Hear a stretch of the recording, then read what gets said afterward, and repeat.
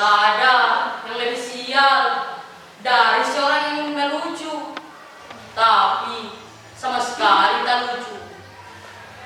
Jangankan orang lain tertawa, saya sendiri tak tertawa oleh lucu saya. Mungkin kalian semua menyangka menjadi badut adalah pekerjaan paling gampang. Tinggal bertiga kocak dan semua orang akan tertawa.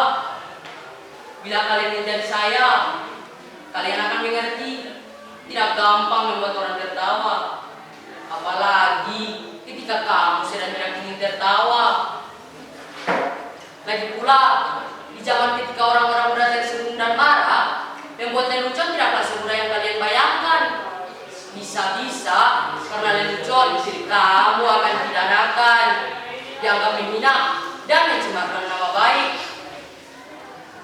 Kawan baik saya, seorang pelawak, dipenjara hanya gara-gara membawakan lelucon yang kemudian dianggap menghina. Dia bercerita tentang seorang yang memanjat pohon kelapa pada jam 10 pagi. Dan dari atas pohon kelapa, orang tersebut mengumandangkan azan subuh. Tentu saja, cuma buat gempar seluruh kampung. Orang-orang langsung berbondong mendatangi orang itu, berteriak-teriak menghujatnya. Bahkan ada yang ingin membunuhnya. Dasar orang kafir, tolong kamu! Begitulah orang-orang kampung berteriak marah kepadanya. Berani-beraninya kamu melakukan penghinaan azan subuh jam 10 pagi. Dasar orang aneh, kafir. Tapi tenang-tenang orang itu menjawab, Loh, siapa yang aneh? Siapa yang kafir? Coba kalian pikir. Saya jam 10 jam 4 pagi di masjid, tak ada satupun dari kalian semua yang datang. Begitu saya jam subuh jam 10 pagi, kok kalian semua pada berdatangan? Coba kalian pikir. Siapa yang gak taat? Siapa yang aneh? Siapa yang kafir? Orang tuh gampang mengkafir-kafirkan orang hanya karena berbeda menjadi bermusuhan. Sekarang sepertinya orang sedang bertengkar. Kalau Descartes bilang aku berpikir maka aku ada, tapi orang sekarang bilang aku bertengkar maka aku ada. Pertengkaran menjadi komoditi, diperjualbelikan, bahkan seringkali diberi pembenaran atas nama kekuasaan. Ayat-ayat seringkali digunakan untuk kepentingan kekuasaan. Makanya sekarang ini susah membuat orang tertawa.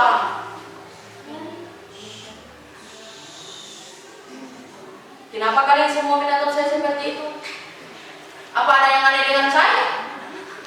Sudah saya katakan, saya ini orang sial. Nasib saya memang aneh. Kalian lihat penampilan saya saat ini? Begitu keren dan bagus, bukan? Kini saya berpenampilan keren, tapi saya tetaplah seorang badut. Saya tak pernah memimpikan ini, tapi barangkali inilah takdir saya. Suatu hari saya diminta mengisi liburan pada kampanye partai. Menurut saya penampilan saya biasa-biasa saja, sama sekali tak lucu. Tapi entah kenapa semua orang yang hadir tertawa terpikal-pikal. Saya hanya menjentikan jari saya seperti ini, semua orang tertawa. Saya hanya menggoyang-goyangkan badan saya seperti ini, semua orang tertawa. Bahkan saya hanya berdiri diam seperti ini, semua orang makin tertawa terbahak-bahak. Mereka semua terhibur dengan penampilan saya yang begitu bodoh dan tolol ini. Sesungguhnya saya tak pernah merasa setolol saat ini. Kemudian pimpinan partai itu mendatangi saya, menjabat saya, memuji-muji saya. Katanya saya adalah sosok yang karismatik.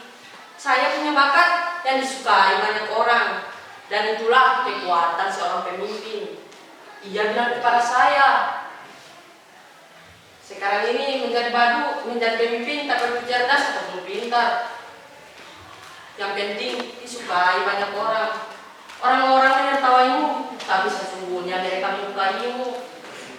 Saya kemudian mereka dan menjadi seperti saat ini, didaftarkan ikut pilkada, padahal saya tak tahu apa itu pilkada. Saya tidak tahu apa bedanya pilkada dan pilkabe. Tapi ada yang bilang, kalau pilkabe jangan coba-coba buat anak. Tapi kalau pilkada, boleh coba-coba buat anak. Makanya sekarang ini banyak anak pejabat dan pemimpin yang coba-coba ikut pilkada. Saya sama sekali tak mengerti mengapa mereka semua menyuruh saya ikut pilkada. Padahal ijazah pun tak punya. Tapi mereka bilang, tenang saja, ijazah bisa dipalsukan. Jangankan ijazah, kebenaran pun bisa dipalsukan. Dan sialnya saya menang pilkada.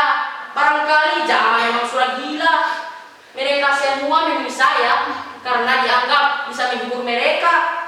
Saya dianggap orang paling lucu yang bisa membuat hidup mereka bahagia.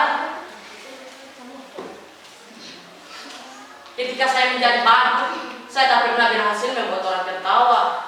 Tapi ketika saya menjadi pemimpin, berulang kali saya membuat orang tertawa. Itulah mengapa saya bilang, betapa sialnya hidup saya. Betapa sialnya hidup saya. Dulu menjadi badut, menjadi pemimpin, tetap menjadi badut. Badut yang bisa mereka atur, badut yang membuat mereka terhibur. Sesungguhnya saya adalah badut yang sial. Percayalah, jadi badut itu berat, kamu gak akan kuat.